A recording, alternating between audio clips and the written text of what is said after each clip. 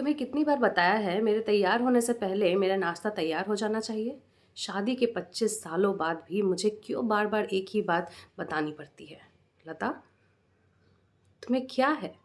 तुम तो आराम से घर पर रहोगी, मुझे काम पर जाना पड़ता है। तुम हो कि हमेशा बेवकूफ़ों जैसा हरकत करती रहती हो।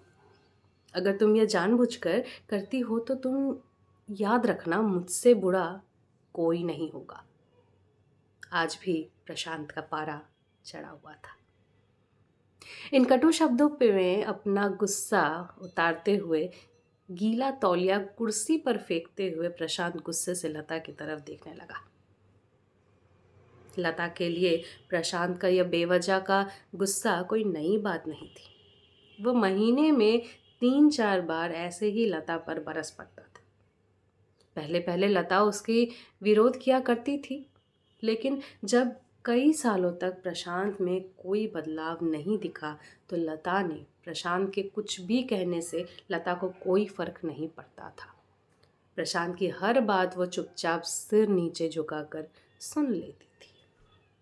शादी के पहले 5 साल तक लता ने पूरी कोशिश की थी कि प्रशांत को बदला जाए, लेकिन फालतू का गुस्सा करना और बाद में लता को भला बुरा कहना ये मानो जैसे उसकी आदत ही बन गई थी। कोई भी वाद विवाद होता तो प्रशांत सीधा लता को बोल देता, अगर मैं तुम्हें अच्छा नहीं लगता तो क्यों नहीं चली जाती अपने मायके, क्यों रहती हो मेरे साथ। इतना सब कुछ होने के बावजूद लता प्रशांत के साथ रहती थी, क्योंकि उसे अपनी बेटी की फिक्र थी और वह जानती थी कि वो उतनी पढ़ी लिखी नहीं है कि अपना खुद का और अपनी बेटी का खर्चा बाहर जाके नौकरी करके उठा पाए। और वह जाती भी तो कहाँ अपने बूढ़े हो चुके माँ बाप को इस उम्र में परेशान करना वह नहीं चाहती थी। समाज और लोग क्या कहेंगे, ये भी तो उसे देखना था। वह इतनी पढ़ी लिखी तो नहीं थी कि अपना पालन पोषण कर सके। लता को अब अपनी फिक्र नहीं थी। उसको फिक्र थी तो बस अपनी शादी लायक हो रही बेटी की। लता नहीं चाहती थी कि पति पत्नी के झगड़े की वजह से काव्य डिस्टर्ब हो। काव्य की पढ़ाई पूरी हो चुकी थी, उसके लिए अब शादी के रिश्ते आने लगे थे।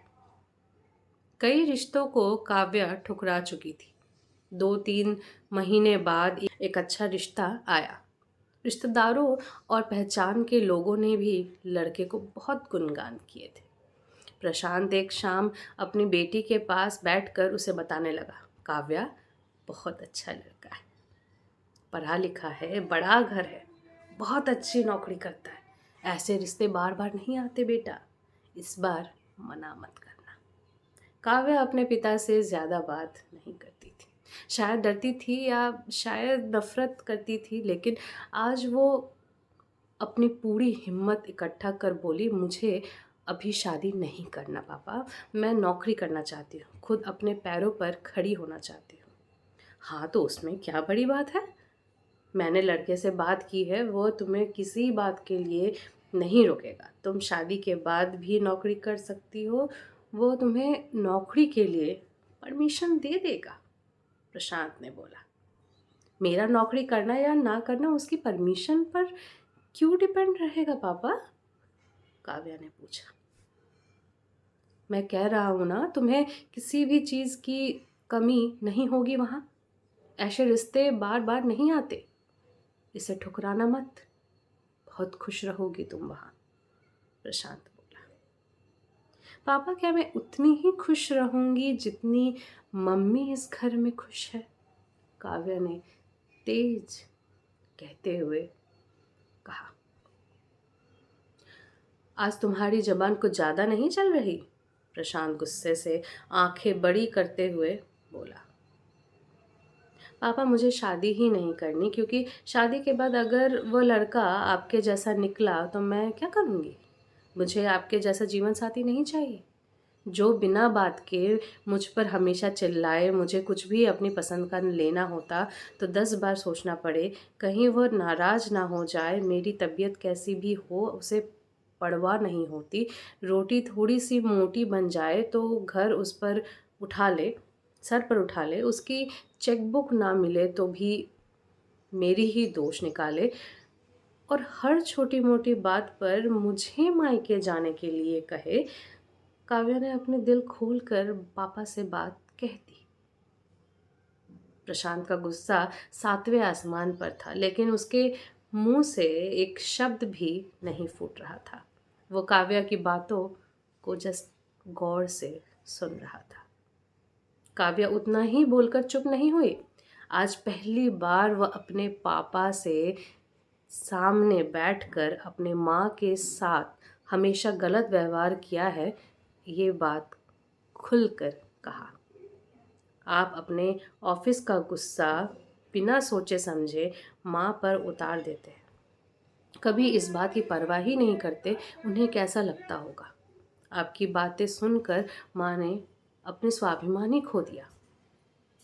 प्रशांत आज पहली बार अपने किए बर्तावों को महसूस कर पा रहा था। वो इतना ही बोल पाया कि जो तुम्हारा मन हो वही करो, मैं तो इतना ही बुरा हूँ ना।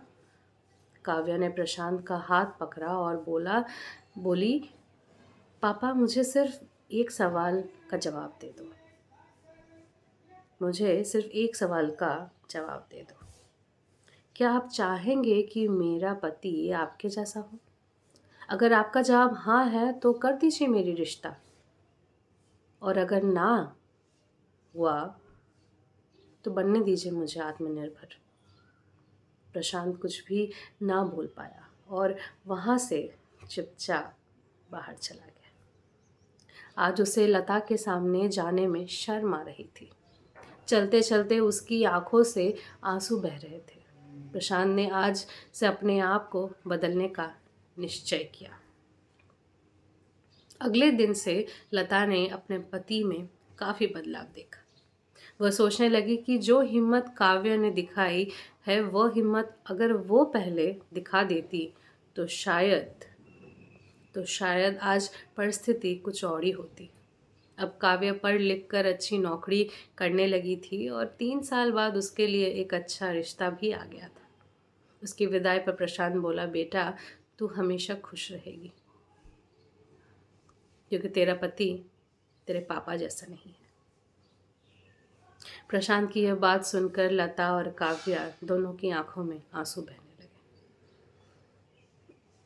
दोस्तों, हमारे समाज में औरतों को भले ही देवी का दर्जा दिया जाता है, लेकिन वह स्वतंत्रता नहीं दी जाती है उन्हें जो उनको मिलनी चाहिए। उन्हें बचपन से ही बताया जाता है कि वह पराया धन है। स्कूल से आने में देर हो जाए तो पिटाई मिलती है, मोबाइल पर बात करते हुए दिख जाए तो खिड़की से झांकते हुए अगर दिख जाए तो शक किया जाता है। माँ बाप का घर तुम्हारा नहीं है, पति का घर तुम्हारा घर है। जीवन भर यह बात बता बता कर ससुराल भेज दिया जाता है और ससुराल जाकर एक दिन उन्हें ये सुनने को मिलता है कि घर छोड़ दो और मायके चली जाओ। अब आप ही बताओ दोस्तों कि ऐसी औरतों को, ऐसी स्त्रियों का सच्चा घर कौन सा है? आखिरकार वो किस घर पर जाए, अपना कहे? हमेशा की तरह पूरी कहानी आपको कैसी लगी हमें ज़रूर बताएं। Please like, share and subscribe. नमस्कार।